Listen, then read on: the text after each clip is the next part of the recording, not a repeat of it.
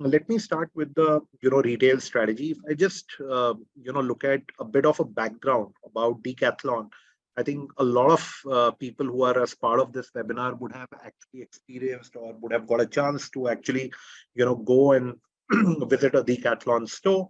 But let's talk about how Decathlon is at a global level. It's a multinational sporting goods retailer, which is headquartered in France.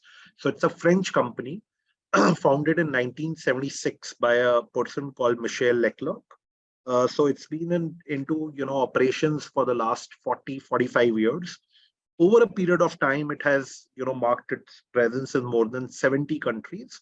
And the mission is very clear from a Decathlon perspective. It is to make sport accessible to all by providing affordable and high quality products. So there are two parts to the mission which are critical. One is providing high quality products, and second, at an affordable price. As we go through the presentation, we will discuss it in detail how they actually execute this on the ground. And one of the key factors or one of the key enablers what Decathlon does is that it follows a vertical integration model. So they control the entire value chain end to end, whether it is the R&D of the products, whether it's the brand, it's the supplier, and right up to selling it at their stores.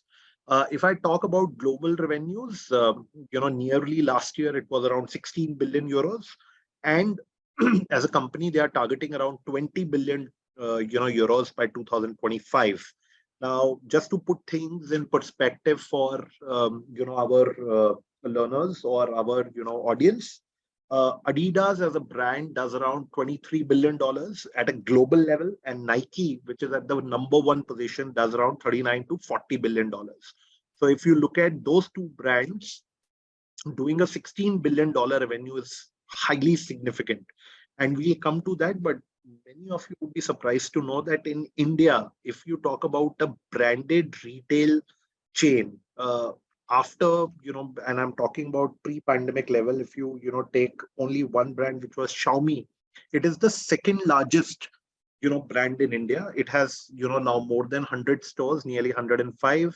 It did a revenue of 3,000 crores, and it is headed by a individual called Jean Francois Mace, which is who's if you read about him, he's a veteran. He was earlier posted in countries like France, Romania, and China.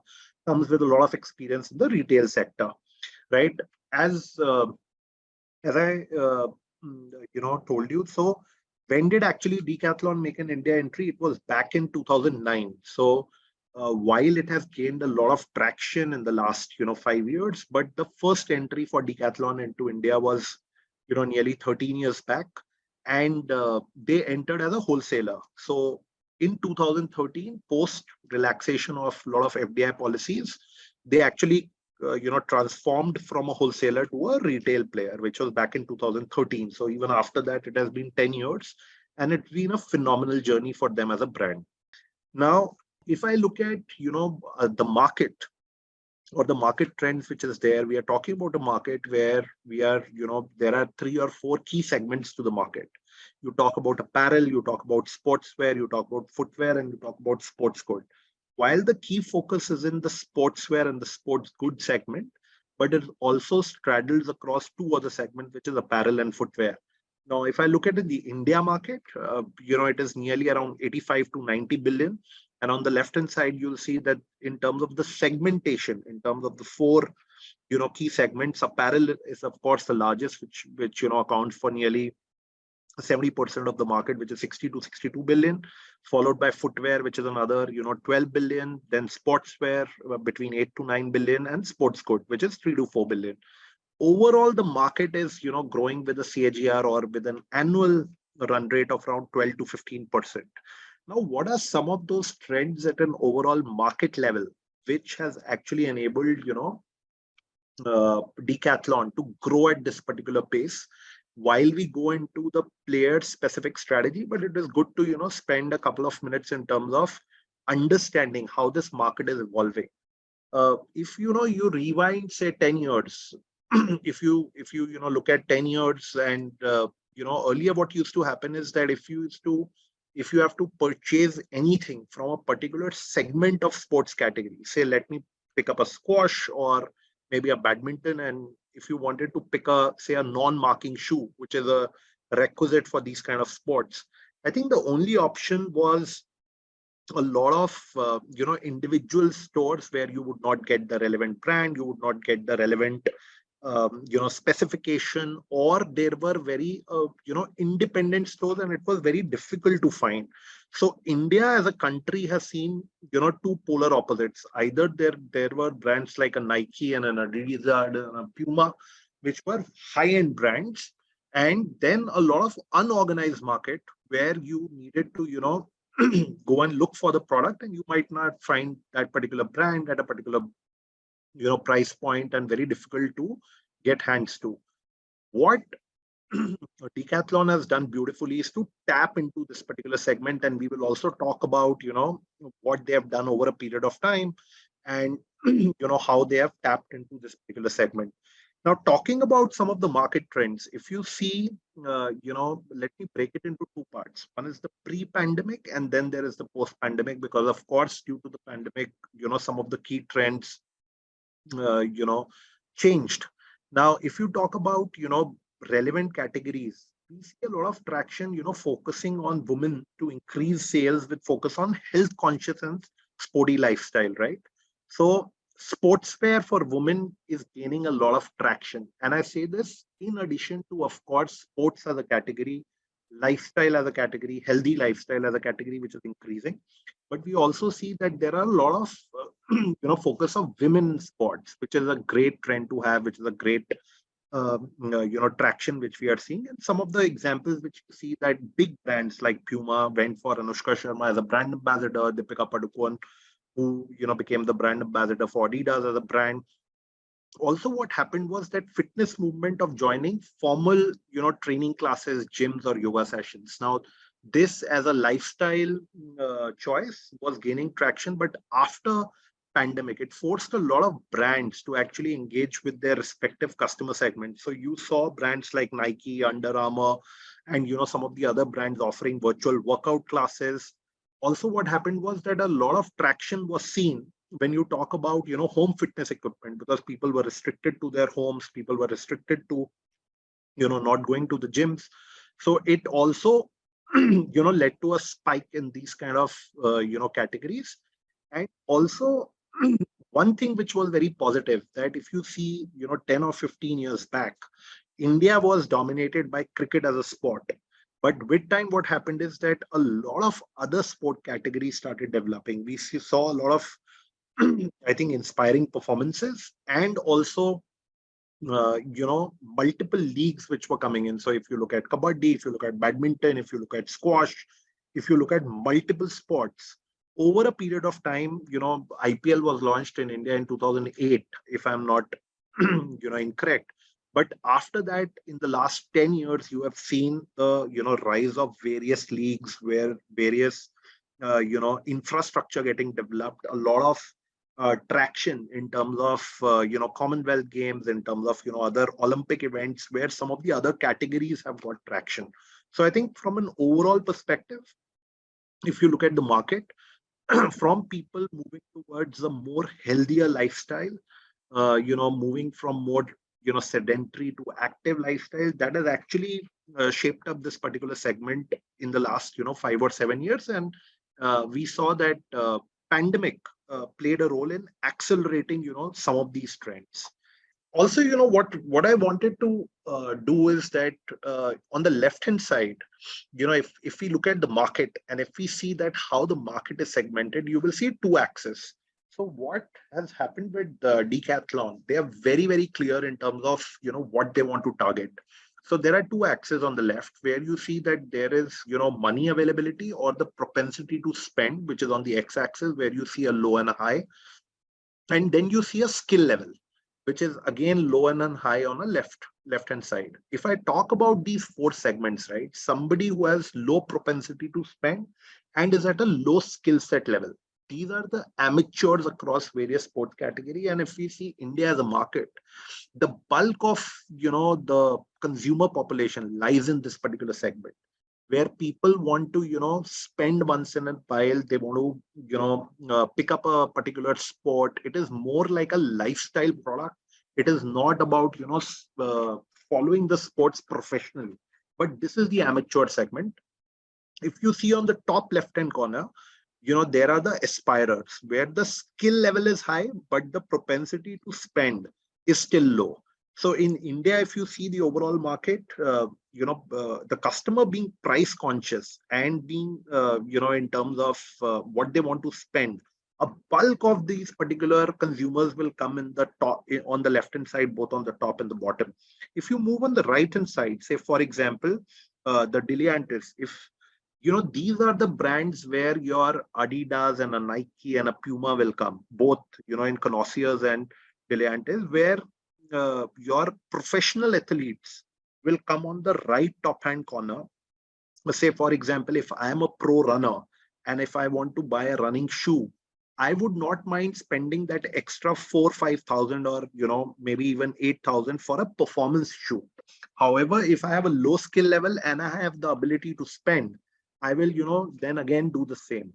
But what Decathlon did in India is to focus on these two segments, which are mass segments, where the bulk of the consumers lie, who want who are more price conscious, and who are at the same time looking for high quality products. So if you look at the product offering, there are nearly 5,000 products across 80 sport categories, and 25 in-house brands, and we'll talk about how the in-house brands play a pivotal role in Decathlon strategy. But these 5,000 products would be anywhere around, say, 80 to 90,000 SKUs. So these are product categories, and then there are SKUs. As a strategy, what Decathlon has done is that it focuses only on private brands. What it enables for them is a complete control on pricing and quality. And we will come to a slide where I was looking at some of the brands. If you look at, if some of you would have gone to a Decathlon store, they have positioned the brands for specific sport categories and specific sections. So while there is a Kalenji, which is for running, a Nabaiji, which is for swimming, and a Folklaz, which is for trekking, but you'll be surprised to know that all these brands which you see on the slide are completely captive. So they are Decathlon brands which have been built over a period of time. Now the question would be that why would you build so many brands? Because what they wanted to do is to have a complete control on pricing, because they are manufactured in-house or they are outsourced in terms of the production. It gives them the flexibility to do the pricing and also a complete check on the quality. So in one of the earlier slides, where we talked about vertical integration, Decathlon has, as a brand, has got a very, very different strategy, where starting from product development, and we'll talk about it, to R&D, to product development, to manufacturing, wholesaling, retailing, they control the complete value chain. Something which is very interesting is that they also have a decentralized business model. Now, what does that mean? So if Decathlon has, say, 100 stores in India, they have provided a lot of autonomy to different products across geography. So while it is maintaining the stock, what should be the pricing, what should be the offering. So don't be surprised that if you walk into a Decathlon store in a Bangalore or in an NCR or in Delhi, and you find two products which are same but might have differential pricing, because I think the genesis there, or the thought process there, is that the local store would understand the consumer behavior in a much better manner. So it does not mean that there will be too much of differential, which is of course governed centrally, but the nuances or the subtle differences in pricing in terms of what stock to maintain at a higher level, a low level, that autonomy is given to different stores in different regions. As I talked about the private brand, it's a basket of brands. If you look at globally, there are around 25. But if you look at the Indian offering, these are around 20 brands which they operate across different kind of stores. While we look at this particular strategy, and we will talk about sales and in terms of what differently is being done, it is very important, or it is interesting to note that what are some of the key marketing pivots what the brand has done over a period of time. If you start looking at that, I think first of all, democratizing sports. So for any brand, it is very important that over a period of time, what is the pivot they take in terms of positioning themselves. They are very clear in terms of their targeting. They are very clear in terms of segmenting the consumers, and the main mission is providing affordable and high quality products. Then if you see that at a time, over a period of time, if you see different geographies, if you say pick up a Adidas store or a Puma or a Nike, you would see that the choice of stores was very different. Over a period of time, we have seen the movement of these into the best of malls, the best of locations, the size of the stores decreasing, a lot of lighting, a lot of focus on branding. However, a Decathlon store is very, very different compared to some of these brands. So the unique positioning is a one-stop shop for all sporting needs. Now, the objective there is that they want to cover around 70 to 80 different sports categories. What it does for them from a marketing perspective is to, give them the opportunity to target a very diverse customer base. So while we talked about an amateur, to a sports athlete, from a casual fitness enthusiast to a pro athlete, all these come into the net. If I, tell you about R&D, while I was, looking at the brand and over some discussions, you would be surprised to know that Decathlon as a brand files more than 40 patents in a year. Now, where are the patents coming from? Because they have a dedicated R&D team who works across segments with athletes on product development. So they would spend a lot of time on on R&D and product development, which completely positions them in a different competitor advantage. Then if you talk about community building and partnerships, and we'll see some examples where Decathlon as a brand over a period of time has completely focused on below the line activities or BTL activities. So if you look at branding, if you look at social media marketing, you would not recall, apart from where the store is, where you will see some hoardings, you would not see Decathlon coming out and spending too much on brand ambassadors, on out of home advertising, or on print, etc. But what they've done very effectively, that they have focused on community building and partnerships. So whether it is sponsoring, sports communities, sports events, organizing sporting event, doing workshops, doing a lot of, competition, and then using that as a lever to completely amplify it on, social media. That is something which they do it on an ongoing basis. Another very interesting thing what they've done, that as they amplified the India strategy, if you go to their website, if you look at some of the marketing material, both from a market positioning and from optimizing costs, they are focused on the Make in India and taken sustainability as a pivot. Now, if you are manufacturing somewhere else and you are selling somewhere else, of course your carbon footprint, and in terms of sourcing the local products, local raw materials, etc., that comes into the picture. So as of today, 60% of the products for Decathlon are currently manufactured locally. At one point of time, if you say look at in around 2016 or 2017, this was as low as 20%, where a lot of the products was being imported. But aligning to the Make in India campaign, they have increased it to 60%. And if you look at their commitment in terms of what they have committed to, by 2026, they want to increase this to around 85%, and also start using India as a base and start exporting. I was reading one of the articles where it says that where it said that around 110 billion units, so around 11 crore units, is the target which they want to manufacture within India as a base, and nearly all of this being consumed within India as a geography, and later on moving to some of the export opportunities. So if I were to summarize from a marketing point of view, I think the strategy is very, very differentiated. So it's a clear positioning in terms of market segmentation. They want to cater to customer segments which are mass, who are price conscious customers. And what they want to do is that they want to focus on this mass segment and make sure that they are tapping into different kind of customer segments right across different age groups and different kind of sports profile. They spend a lot of time and energy on product R&D, a lot of BTL activities, and of course, as they increase their footprint, the idea is to build the brand in a very, very organic way. Now, these are just some snapshots which will give you an idea on what I was talking about. On the left hand side, whenever a new product or a new store is opening, like for example, this talks about Mall of India in Noida, they would have some BTL kind of scheme. So on a particular store, in a particular store, in terms of grand opening and some schemes which you see on the left hand side corner.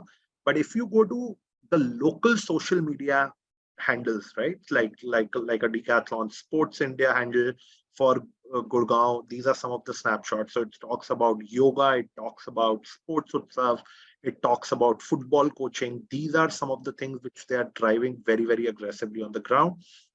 Now, some of you would not be aware, but people, in terms of engagement on these particular activities, they are one of the leading brands in India who are doing it across the geography. So, these are the kind of things they are focusing on the marketing perspective. Let me just take a pause, because then what I want to do is that I want to, focus on some of the sales strategy part. And I see questions where, let me pick up a couple of questions what people are asking. So one of the questions says that, is Decathlon killing sales of local sport shops in an area? See, the way I see it is very, very different. I think as the economy evolves, right, it will move from an unorganized to an organized segment.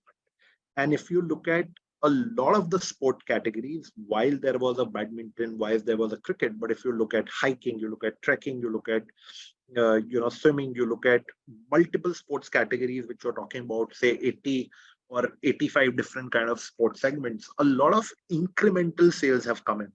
Also, as part of any industry, consolidation happens. So a lot of suppliers or manufacturers who are supplying to the multiple, distributed shops, they continue to do that because India, the geography is huge. So if you look at the total segment, where we are talking about, an 80 to a 90 billion kind of an opportunity. If you look at Decathlon as a, revenue, it is 500 million. So I would say that, both coexist and they continue to grow in parallel, at least, that would be my point of view. Let's look at what is happening on the other side when we talk about sales. Now, there are some financials which I just wanted to, spend some time on. It is very interesting to note that Decathlon in India turned profitable 2 years back. So while they have been in India for a long time, 2 years back, you'll see on the first graph, the light blue, bars which are there, 7.1 and a 4.4. So what it tells me is that the gross margin, these are profitability margins. So while the gross margin is at around 37% for them, it is around 4 to 5% last year, which is 2022, and was 7% in 2021. If you go on the right hand side and it mentions the margins and the cost performance, I think the larger takeaway is that while they are doing this 30,000 crore, 3,000 crore revenue, a typical Decathlon store does around on an average between a 28 to a 30 CR number, right? And if you talk about the cost, what is actually moving in the right direction is the wage cost, which is less than 10%, because you see a 9.9 here. But some of the cost spikes have been due to the non-COGS or the non-wage operating cost, where they are working to build the profitability. What it leads us in terms of strategy are two things. How do you expand the network? So how do you keep on increasing the number of stores? Because every incremental store gives you around 25, 30 crore of business. If I talk about, in a daily level, it would be translated into 7.5 lakh of sales, 7.5 lakh to 8 lakh of sale on a daily basis. But at the same time, if you want to increase the store level profitability, how do you do the same store growth? So in any brand, in any retail brand, when they are growing, there are two things what the brand can do from a channel expansion strategy, right? And I'm talking about the traditional retail channel. I'm not talking about the digital channels or the e-commerce channel. There is the store expansion which happens, which is one lever. So say, for example, if you are entrenched in the top 9 or 10 key cities. Then how do you expand to tier 1, tier 2, tier 3? More number of stores, more is the revenue. The second part is that at a per store basis, how do you increase the revenue, right? So let's talk about those particular aspects. If I talk about store expansion, today, Decathlon has 100 plus stores in around 20 states. On the left hand side, you see a complete footprint, and you see that they have covered from north to south over a period of time. Decathlon stores are present across India now, right? But if you start looking at some of the cities, these are the top 9 metros. When, at a one point of time, we used to talk metros, which were the 7 cities, including, Delhi, Bombay, Hyderabad, etc. But now Surat and Ahmedabad are also counted in the metros. So they first opened the stores there. And now the next wave of growth is expected from the smaller towns and cities. Interestingly, what they've done, they have now divided the store format into 2 parts. One are the experience stores. These are 5,000 products, 75,000 SKUs. And these are the typical stores which we see in a Delhi, a Bangalore, or some of the larger or the bigger cities. But there is also another format which they have introduced, which are called the connect stores. Now, the connect stores are smaller stores, which are around 600. Sorry, I've written SKUs. It's not SKUs, products. 600 products, so nearly 20% of the product range. But at the same time, they basically do a lot of express delivery. And there is where the omni-channel experience kicks in, where, and I will be talking about it in due course of time. So if you look at the number of stores, I think the larger message is that Decathlon has expanded starting from 1 store to more than 100 stores. If I look at the global footprint, there would be around 1,600 stores globally, right? So India is a large market for them. It's a fast growing market for them.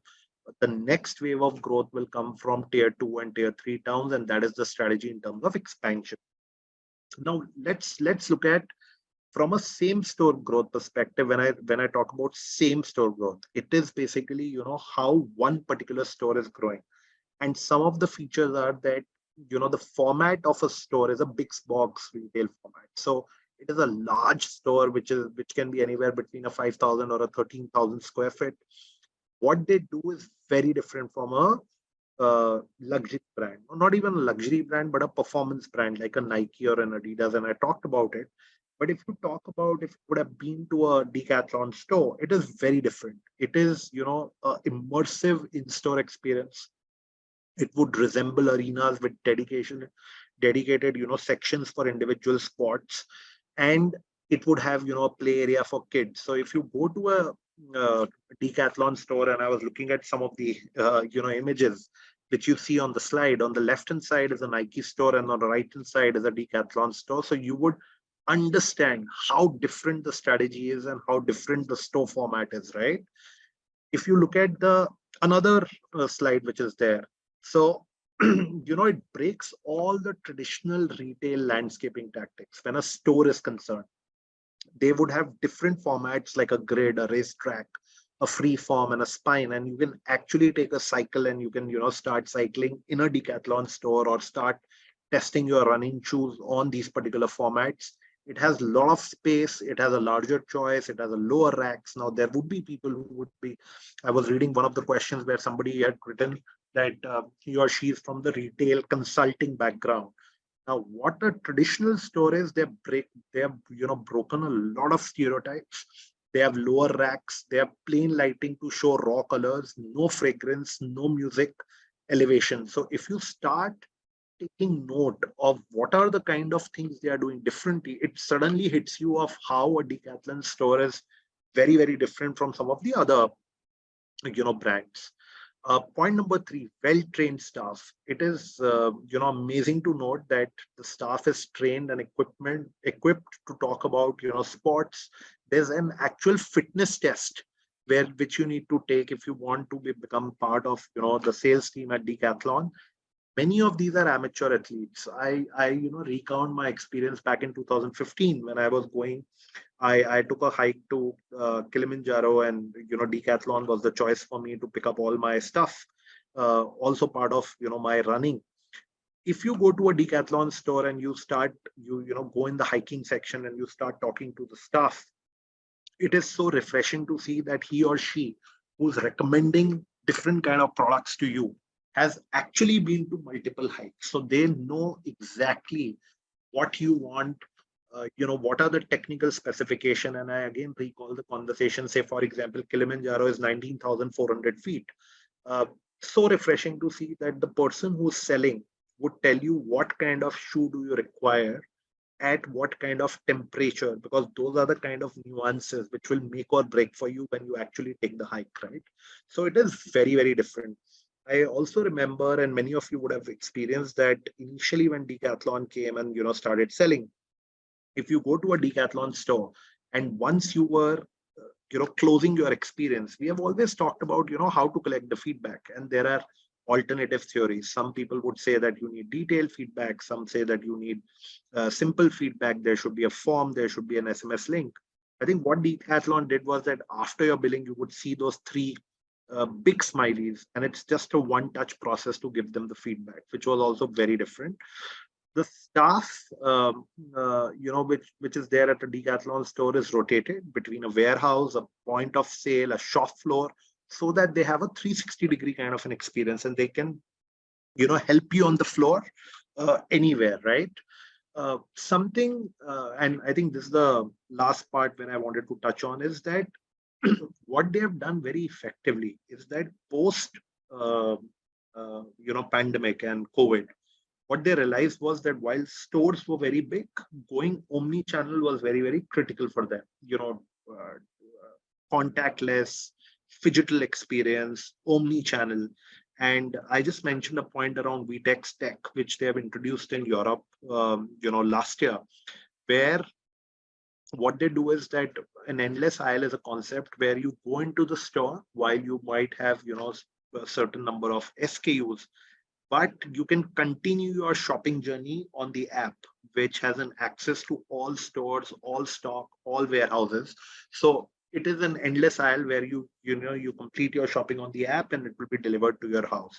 Second thing is, in terms of the customer journey, when, say, for example, if I went to a Decathlon app and I started my journey, the technology actually gives feedback to the salesperson that what are those certain items. And I'm just taking an example. If, say, I would have browsed on 3 or 4 different categories and put, say 2 or 3 things in my cart, in my shopping cart, and I would have abandoned that cart, it will close the loop when I sign into the app in a Decathlon store and give the feedback to the salesperson of where I left, so that he or she can recommend those particular products to me and complete my journey, which is truly phenomenal. This, of course, is in Europe right now, but some of the things which I wanted to get into the light is, say, something like a scan and pay. So what they've done is very simple, that if you are in a Decathlon store, you go to the store location, it detects your location. Anything which you pick up from any of the aisle has a barcode. It scans, you can pay directly, and you can exit the store. Now, some people would think that this is a very simple thing to execute. It is not, because in most of the stores you would know that there is an RFID tag. So when you do the scan and pay from your phone, it disables the tag on the particular SKU, and you can just walk out of the store. I don't know how many of you would have experienced, but at times what happens is that the guard who's standing on the store will just scan the barcode, and he will know that you are going with the right kind of products. So while many of you would have gone to a Zara where there would be a line of, say, 20 to 25 people on a busy weekend, you would actually go to a Decathlon store and you would know that there are literally no queues.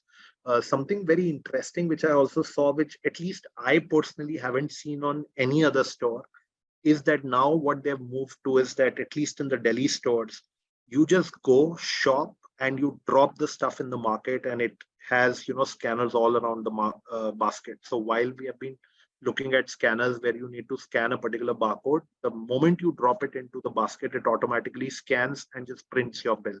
So these are small things, but the kind of journey improves for the customer is phenomenal. Another option is a contactless pickups from store, and the way it works is very simple. You choose your product on a Decathlon website or an app, pick a location and you pay, and you get an SMS notification. So within 2 hours, you can just go and collect your product. Now, some of these things look very simple, but this is the true, this is truly, the omni-channel and the digital experience.